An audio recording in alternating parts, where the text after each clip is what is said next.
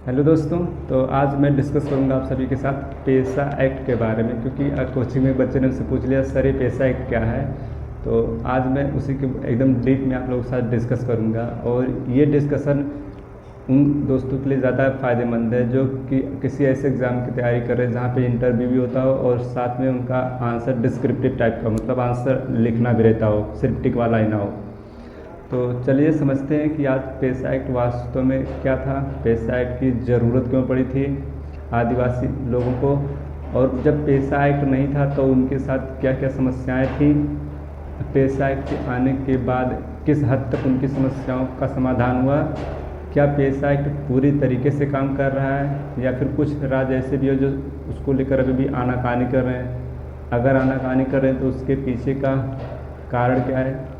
मतलब हर एक तथ्य पे हम लोग अच्छे से बात करने वाले हैं।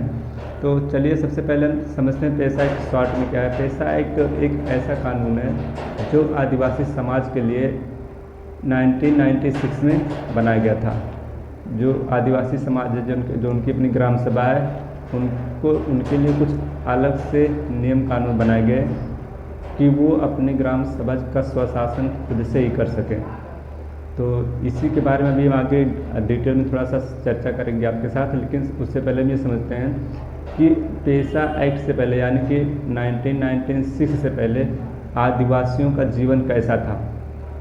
तो हम बात करते हैं अंग्रेज़ों के ज़माने से, जब अंग्रेज़ों का अधिकार हो गया पूरे भारत पे, मोस्ट ऑफ द रीजन्स पे अच्छे लेवल पे अधिकार कर लिया उन्होंने। तो फिर उन्होंने देखा कि मतलब हर संसाधन का हर प्रकार से दोहन तो कर ही रहे थे वो, मतलब एक प्रकार से वो मक्खी भी थे, मच्छर भी थे, जोंक भी थे, हर तरीके से वो पैरासाइट भी थे। मतलब जहाँ से जिस तरीके से जिस भी जनता को चूस पा रहे थे वो अपना साम दाम दंड भेद सब कुछ अपना के जनता को चूस रहे थे। और चूसने में उनका कोई वो नहीं था कि भेदभाव था। हर तरीके से अगर कोई राजा है तो उसको उस लेवल पे चूसते थे, कोई बहुत गरीब किसान है तो उसको उस लेवल पे वो लोग चूसते थे। हर एक लेवल पे उन्होंने डिसाइड कर लिया था कि हमको किससे कितना ज़्यादा चूसना है। एकदम जो कि मतलब समझ लीजिए कि एक कैंसर की तरह थे वो। तो जब उनका नज़र पड़ा आदिवासी समुदाय पर जो कि जंगलों में रहते थे, उनका कोई अपना प्रोफेशन नहीं था, कोई बहुत ज़्यादा स्किल डेवलपमेंट भी उनके अंदर नहीं था। तो वो अपना जीवन चर्या जो चलता था क्या था कि वो जो प्राकृतिक संसाधन है जैसे कि जो जंगली पेड़ पौधे फल फूल हैं, इन्हीं पे उनका जीवन चलता था खेती वेती करके। और कोई स्किल वैसा नहीं था कि किसी इंडस्ट्री से रिलेटेड थे, कोई ख़ास तरीके का बिजनेस। थोड़ा बहुत जो स्किल सीखे थे वो बस मतलब वो जंगल से लकड़ी वकड़ी काट के लेकर आते थे, उन्हीं से कुछ सामान वामान बना के अपना जीवन यापन करते थे। उनका मेन व्यवसाय यही सब था कि खास करके जंगल की उपज से ही अपना जीवन चलाते थे। तो फिर अंग्रेज़ों ने क्या किया, 1927 में एक एक्ट लेकर आए। उन्होंने बोला कि ये जो जंगल है ये भी सरकार की ही संपत्ति है, तो इस जंगल से आपको कुछ भी लेना होगा। इवन एक एग्जाम्पल के तौर पर एक पत्ता होता है, तेंदू पत्ता बोलते हैं, उससे वो बीड़ी वाली जो पत्ती होती है वही बनती है। तो उस लेवल पर उन्होंने कि अगर आपको एक पत्ता भी लेना है तो उसके लिए भी आपको सरकार को टैक्स देना पड़ेगा। वो भी तोड़ना नहीं है, पत्ता गिरा हुआ पत्ता अगर आप उठाते हो तो उसके लिए भी आपको टैक्स देना पड़ेगा सरकार को। आज जैसे महुए का फूल गिरता है, जैसे लोग गांव में बीने जाते हैं, शराब वराब बनता है, उसको दवाई में भी थोड़ा काम आता है। उन्होंने बोला जो महुए का फूल बीन के लाते हैं आप लोग, उसके लिए भी आपको टैक्स देना पड़ेगा। अगर कोई सूखा पेड़ है वहाँ से आप पेड़ काट के लेकर आते हो जलाने के लिए, खाना पकाने के लिए, या फिर लकड़ी तोड़ कर लेकर आते हो तो उसके लिए भी आपको टैक्स देना पड़ेगा, रॉयल्टी देनी पड़ेगी। क्यों? क्योंकि ये सब अब गवर्नमेंट की प्रॉपर्टी मान ली गई है। अब लोगों की दिक्कतें बढ़ने लगी। शुरुआत में कुछ आदिवासी समुदाय ने इसको आनाकानी किया, मतलब थोड़ा सा अनदेखा किया कि चलो रूल क्या होता है, क्या लेना देना। और काफ़ी हद तक समाज जो, क्योंकि आदिवासी समाज थोड़ी कम शिक्षित थी, पढ़ी लिखी मतलब कम ज़्यादा नहीं थी, तो वो समझ नहीं पाते चीज़ों को। तो कभी पता चला कि वो गए तेंदू पत्ता बीनने अपने बीड़ी के व्यवसाय के लिए, तो पता चला कि वहाँ से पुलिस उठा के उनको लेके चली गई। घर वालों को पता ही नहीं है कि कहाँ गई मेरी वो मेम्बर, जो भी बच्चों के अगर पापा थे या कोई भी थे, भैया थे, उन लोग को पता ही नहीं चलता था कहाँ चले गए, वहीं से उठा ले गई पुलिस। तो फिर बहुत ज़्यादा पुलिस में लेके जाने के बाद अंग्रेज़ लोग कितना टॉर्चर करते थे आप लोग सभी जानते हैं। एग्जाम्पल के तौर पे एक छोटा सा एग्जाम्पल है, काला पानी की सज़ा, आप सभी ने सुना होगा कि क्या करते थे वहाँ पे। तो ऐसे इस लेवल पे टॉर्चर था। फिर लोगों ने, अंग्रेज़ों ने देखा कि मतलब प्रॉफिट तो है, ऐसा नहीं कि प्रॉफिट नहीं है, लेकिन उतना ज़्यादा प्रॉफिट नहीं है। प्रॉफिट से ज़्यादा इन लोगों के अंदर हमको उलझना पड़ता है, क्योंकि ये शिक्षित नहीं है, बातों को समझते नहीं हैं। तो उन्होंने क्या किया कि कॉन्ट्रैक्ट देना शुरू कर दिया ठेकेदारों कि ये काम करो, अब आप लोग जाओ और इन लोगों से इस एरिया का यानी कि इस ग्राम सभा में जितने आदिवासी हैं इनके ऊपर तुम्हारा शासन चलेगा, तुम बस उनसे टैक्स लो, हर एक सामान पे टैक्स लो। और उसके परसेंटेज के बाद अंग्रेजों ने डिसाइड कर लिया था कि हमें ठेकेदार से कितना लेना है। इस तरीके का नियम कानून चलता था। अब जब ठेकेदारों के पास आ गया तो ठेकेदार वैसे ही शोषण करना स्टार्ट कर दिया, जैसे कि रैयतवाड़ी और महलवाड़ी इन सब सिस्टम में जैसे चलता था, ये बहुत हाई लेवल पे उस तरीके का करप्शन फिर से आ गया। और ये आदिवासियों के साथ हो रहा था। नॉर्मल जो जनता थी उनके साथ अंग्रेज लोग जो कर रहे थे वो कर ही रहे थे। जो आदिवासी समुदाय, जो सबसे पिछड़ी समुदाय थी, उसके साथ भी अत्याचार शुरू हो गया। अब अत्याचार का लेवल देखिए कहाँ से कहाँ तक स्टार्ट होता था। जब वो लोग मतलब एक सूखी लकड़ी, सूखा पत्ता कुछ भी स्टार्ट करते थे, कोई लकड़ी काट लेते थे तो या तो जुर्माना देते थे या फिर जेल जाते थे। जुर्माना भी उनके पे अच्छे खासे लेवल का लगाया जाता था, उस समय के हिसाब से वो भी बहुत ज़्यादा था। अदरवाइज जेल में जाकर इतना टॉर्चर करते थे कि बेचारे, आप कुछ तो समझते हैं अच्छे तरीके से जेल वाला टॉर्चर। उनके साथ फिर ये भी हुआ कि जैसे मान लो कि खेती के लिए जो नदी झील तालाब का जो पानी वानी आता था, अब वो लोग अंग्रेज लोगों ने भी क्या कर दिया कि अगर आप ये पानी भी यूज़ करते हो तो आपको उसका भी टैक्स देना पड़ेगा। वो पानी अपनी इंडस्ट्री में लेकर जाने लगे, जहाँ उनके अपने कारखाने होते थे, उधर रास्ते घुमा लिए, चारों तरफ से बाड़ लगवा दिए कि नहीं यहाँ पे आप लोग अब आ ही नहीं सकते हो। तभी दिक्कतें बढ़ने लगी। बेचारे आदिवासी समुदाय, ऐसा तो है नहीं कि उस समय हैंडपम्प बहुत ज़्यादा था, नदी झील जालाब से ही सब पानी निकालते थे, तो दिक्कतें बढ़ने लगी कि महिलाओं को बहुत ज़्यादा दूर तक जाना पड़ता था पानी लेने के लिए। और फिर उनके साथ सिक्योरिटी का भी इशू हो जाता था महिलाओं के लिए, तो दिक्कतें बढ़ने लगी। और जो प्राकृतिक संसाधन थे, जो खनिज संपदा थी, अगर कहीं पे मान लो कि दिख रही है कि हाँ यहाँ पे खनिज संपदा ज़्यादा है, तो वो उनसे तो पूछा ही नहीं जाता था। अंग्रेज़ों के ज़माने में वो तो एक्सट्रैक्शन ही कर रहे थे, निकाल ले रहे थे, चाहे मार के भगा के किसी भी तरीके से। इवन उन्हीं के ग्राम सभा से निकालते थे और उन्हीं से मजदूरी करवाते थे और मजदूरी भी नहीं देते थे। इस तरीके का तो अंग्रेज़ों के ज़माने में ही चला रहा था। तो अंग्रेज़ों ने तो काफ़ी हद तक टॉर्चर किया, ये हम सब बहुत अच्छे से जानते हैं। हम अब बात करते हैं जब देश आज़ाद हो गया उसके बाद क्या उनकी स्थिति में कुछ बदलाव आया। तो जब देश आज़ाद हो गया हमारा 1947 में, उसके बाद भी उस समुदाय पर बहुत ज़्यादा ध्यान नहीं दिया गया। उनके लिए कोई अलग से प्रोविजंस, नियम कानून ऐसे नहीं बनाए गए जो कानून उनकी अपनी आवाज़ बने, जो उनको समाज में एक पहचान दिलाए। ऐसा कोई नियम कानून उस समय नहीं था।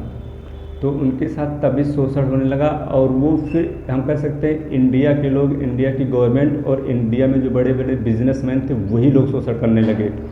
आज भी आप लोगों ने मूवीज़ में देखा होगा कभी कभी, साउथ मूवीज़ में या किसी मूवीज़ में, कि वो कोई प्राइवेट कंपनी बाहर से आती है, उसको पता चलता है हाँ इस गांव में एक कोई खनिज संपदा है, कोई वो यूरेनियम है या फिर थोरियम है या फिर तेल के भंडार है या फिर गैस के भंडार है। तो क्या होता है कि वो लोग पूरे गांव को हटवा देते हैं या फिर मरवा देते हैं। इस तरीके का आपने सुना ही होगा।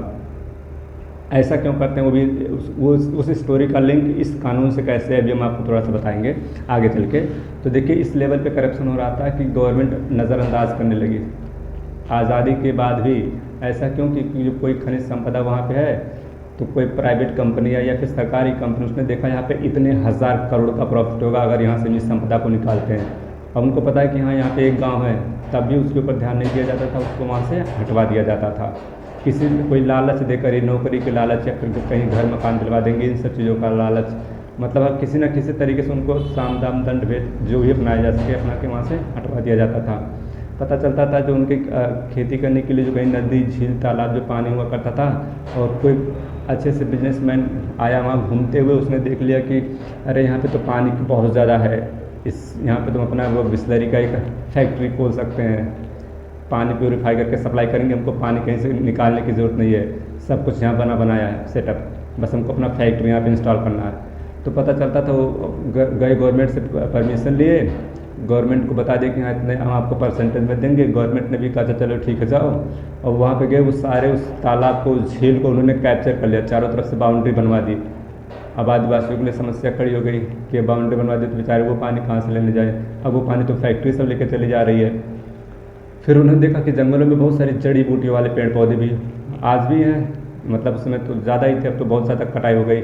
आपने अभी एक सुना ही होगा, किसी एक नावित राज्य का नाम नहीं लेंगे, उसके बारे में क्या ही है, कितने सारे जंगलों की कटाई हुई है, ठीक है। तो नियम कानून की देखिए कमियां बहुत सारी हैं, उस पर हम बाद में डिस्कस करेंगे अभी, लेकिन अभी हम पेस एक्ट पे ही रहते हैं, उसी के इर्द गिर्द बात करते हैं। तो उन्होंने देखा कि पेड़ पौधों के संसाधन बहुत ज़्यादा हैं, उसको कटाई सटाई शुरू कर दिए। जब उनको पता चलता था कि हाँ यहाँ पे एरिया ज़्यादा है, यहाँ पे होटल लगाने लायक है, रेस्टोरेंट, यहाँ पे कोई और भी फैक्ट्री में इंस्टॉल कर सकते हैं, तो पेड़ों की कटाई बहुत बड़े लेवल पर शुरू हो गई। बेचारा सामने वाला मजदूर हो रहा है। इस तरह से ढेरों सारी कंपनियां आई, जंगल काटे गए, ज़मीन की खुदाई की गई, मतलब दोहन जो होता है वो हर लेवल पे हुआ। लोगों का विस्थापन बहुत तेज़ी से हुआ, लोगों को अपना घर छोड़ना पड़ा।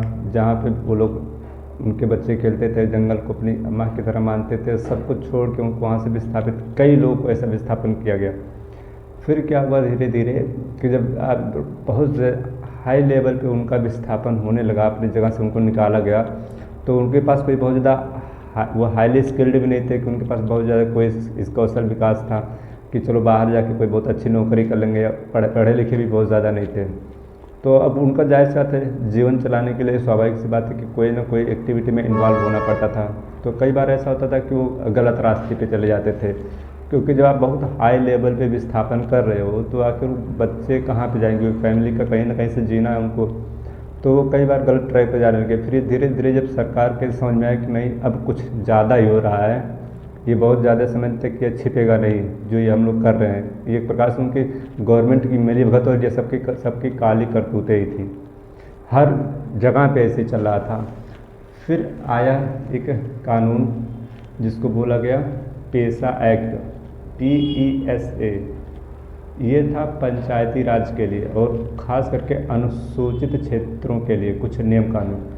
PESA का पूरा नाम है panchayat extension of scheduled areas, मतलब जो पंचायत है, जनरली जो पंचायत के कुछ नियम कानून हैं पंचायत से संबंधित वो सभी के लिए लागू हैं, लेकिन जो शेड्यूल्ड एरियाज़ हैं, शेड्यूल्ड एरियाज यानी कि अनुसूचित जो क्षेत्र हैं, आदिवासियों वाले क्षेत्र, उनके लिए कुछ अलग से प्रोविजंस बनाए गए, अलग से नियम कानून बनाए गए खास करके उन्हीं के लिए, और इसी को नाम दिया गया पेसा एक्ट।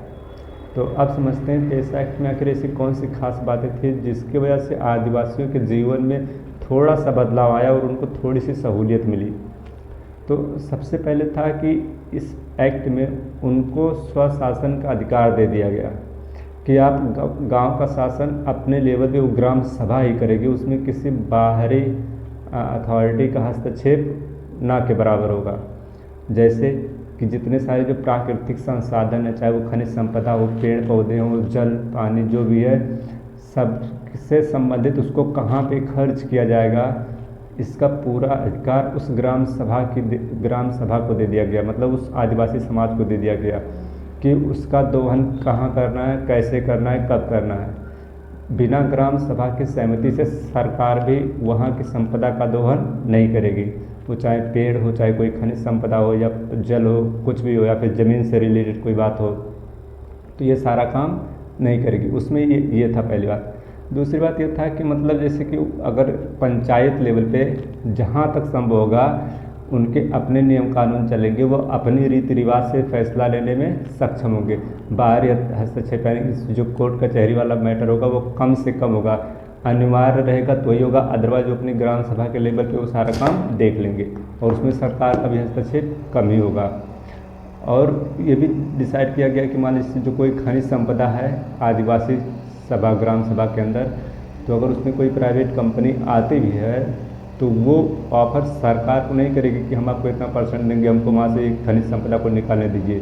वो पहले आके उस ग्राम सभा से सहमति लेनी पड़ेगी। जब ग्राम सभा की सारी जनता मान जाएगी कि हाँ आप यहाँ से ये सामान निकाल सकते हो, इस संपदा का दोहन कर सकते हो, तो ही आप वहाँ से निकाल सकते हो। अदरवाइज वहाँ की गवर्नमेंट भी उस राज्य की परमिशन नहीं दे सकती अगर वहाँ उस ग्राम सभा के लोगों ने सहमति नहीं दी है तो। इसीलिए मूवीज़ में अपने देखा कई बार होता है कि कहीं पे पानी के लिए पूरे गांव को वहाँ से हटा दिया जाता है, या फिर कोई खनिज संपदा जैसे पेट्रोलियम और कुछ मिल जाता है तो भी, या तो मूवीज़ में दिखाते ना कभी कभी साउथ मूवीज़ में कि पूरे गांव को मरवा दिए या फिर सबको गांव से खाली करवा दिए, और बोलते हैं कि एक भी गवाह शहर तक नहीं जाना चाहिए। ऐसा इसलिए क्योंकि अगर एक ग्राम सभा का एक भी व्यक्ति ने अगर अपनी असहमति व्यक्त की है तो फिर वहाँ पे आप वो काम माइनिंग का नहीं कर सकते। तो ये सारे काम उनको दिए गए प्रोविजंस, इससे क्या हुआ उनके जीवन में काफ़ी हद तक सुधार आया। जहाँ जहाँ पे ये पैसा एक अच्छे से लागू किया गया उन राज्यों में बदलाव आया। लोगों को फिर जो हर चीज़ का जो टैक्स वैक्स देना पड़ता था, जो ठेकेदारी सिस्टम कुछ हद तक चला रहा था आज़ादी के बाद भी, सब खत्म हो गया। अब वो लोग फसलों की खेती कर सकते थे। सारे जो जंगल के जो भी उपज हैं, सूखी लकड़ी, पत्ते, फल फूल, सब का आराम से वो उपभोग कर सकते थे। जब ये पेशा एक आया तो फिर महिलाओं की भी भागीदारी बढ़ी समाज में। किसी पंचायती राज में कुछ चर्चा कभी सभा किसी चीज़ को लेकर उनकी भी भागीदारी बढ़ी और अब थोड़ा सा लोगों का जीवन सुखमय होने लगा। लेकिन अभी भी समस्या इस बात की है कि ये जितने भी राज्यों को पेशा एक्ट वाला प्रोविज़न दिया गया है, जैसे 10 राज्य हैं, जैसे कि मान लीजिए गुजरात हो गया, महाराष्ट्र हो गया, आंध्र प्रदेश, छत्तीसगढ़, झारखंड, मध्य प्रदेश, हिमाचल प्रदेश, ऐसे जो मतलब 10 राज्य हैं, इन सभी के अंदर ये पेशा एक्ट का प्रोविज़न है। क्योंकि आदिवासियों की संख्या इन राज्यों में ज़्यादा और उन्हीं के साथ शोषण हो रहा था, तो बहुत सारे राज्य ऐसे हैं जिन्होंने अच्छे से लागू किया है। ठीक है, सारे नियम कानून का वो पालन कर रहे हैं। आदिवासियों के जो नियम कानून है वो उनके हिसाब से चल रही है वहाँ की सरकार। लेकिन बहुत से जगह पे ऐसे भी हैं कि अभी भी उसको ग्राउंड लेवल पे अप्लाई नहीं किया गया है, लागू ही नहीं है। सिर्फ कागज़ों में दौड़ रहा है कि हाँ यहाँ पे पेशा एक्ट है कि यहाँ की ग्राम सभा इस हिसाब से काम करती है, यहाँ पे हम उनके संपदा का दोहन नहीं करते हैं, यहाँ पे अगर सड़क बनवानी होती है तो हम उनसे पूछ के बनवाते हैं। तो ये सब सिर्फ कागज़ों में चल रहा है, रियलिटी में ऐसा कुछ नहीं हो। बेचारे धरना देते रहते हैं, बोर्ड लगा के बैनर लगा के बैठे रहते हैं और सरकार के पास जाती है कागजी कार्रवाई, दौड़ते रहते इधर उधर, लेकिन कोई सुनवाई नहीं होती। बहुत सारे राज्यों में ऐसे हैं जो उनके काम को मतलब ग्राम सभा स्तर से उन्होंने कोई डिसीजन ले लिया कि आज मुझे इस खनिज संपदा का जो यहाँ पे एक प्राइवेट कंपनी आई है और प्राइवेट कंपनी उनको ऑफर करेगी, सरकार को नहीं, उस ग्राम सभा को कि अगर आप हमको यहाँ से निकालने देते हैं तो फिर हम आपको यहाँ जितना प्रॉफिट होगा उसका कुछ परसेंटेज देंगे, जितना भी पेपर ग्राम सभा अपनी सहमति व्यक्त करती है तो। या फिर उन्हें बोला मैं स्कूल बनवाएंगे या फिर हॉस्पिटल बनवाएंगे या फिर नौकरी देंगे।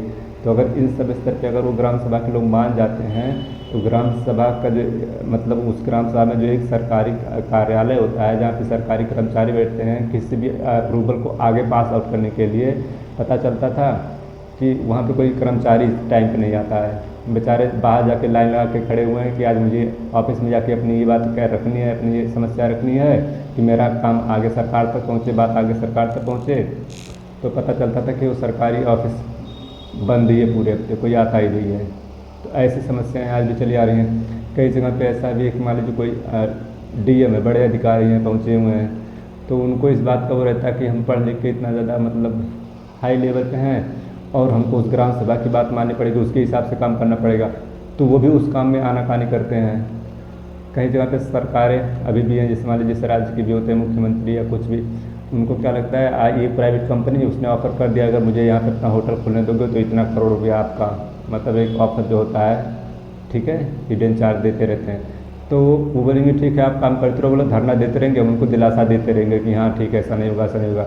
वो बेचारे धरना देते रहते हैं, दिलासा देते रहते हैं, वो सारा काम पीछे उनके बैकग्राउंड में चलता रहता है। तो ऐसी सिचुएशन अभी आप भी हैं, तो जो मतलब बड़े एग्ज़ाम की तैयारी कर रहे हैं, प्रशासनिक खास करके यूपीएससी की तैयारी कर रहे हैं, उनके लिए इस टॉपिक को समझना ज़्यादा ज़रूरी है। और भविष्य में जब भी हम तो यही उम्मीद करेंगे अपने सभी दोस्तों से कि जो भी नौकरी की तैयारी कर रहे हैं, जब भी उस फील्ड में उतरें तो ग्राउंड लेवल पे अपने काम को वरीयता दें और समाज की भलाई को वरीयता दें। ये नहीं सोचना है कि अपना ईगो बीच में नहीं आना चाहिए काम को लेकर। जैसे मान लीजिए इसी को एक एग्जांपल लेते हैं, पैसा एक्ट को, अगर ग्राम सभा अपने लेवल पे कुछ चाहती है अपनी भलाई के लिए तो हमें वहाँ जाके हस्तक्षेप नहीं करना है कि नहीं हम डीएम है तो हमारी बात ही मानो। अगर उनको लगता है उनका काम करने से भलाई उनका होगा, आपको भी लग रहा है कि हाँ उनका तर्क सही है, तो उसमें आपको अपना डिसीजन इस वजह से नहीं लेना है कि हम तो डीएम हैं, हमारी बात ऊपर होनी चाहिए। तो ये था एक पूरा विश्लेषण पेशा एक्ट को लेकर। बाकी दोस्तों आपको भी अगर इससे रिलेटेड कोई भी बात पता, ऐसी बात जो कि एक हिडन है सोसाइटी के लिए, जो कि पब्लिश नहीं की जाती है, ठीक है, तो उसको आप लोग ज़रूर कमेंट पे अपना जानकारी शेयर करें जिससे कि और बाकी दोस्तों को भी फ़ायदा मिले। तो इस वाले डिस्कशन में दोस्तों सिर्फ इतना ही, बाकी बाय बाय, फिर मिलते हैं।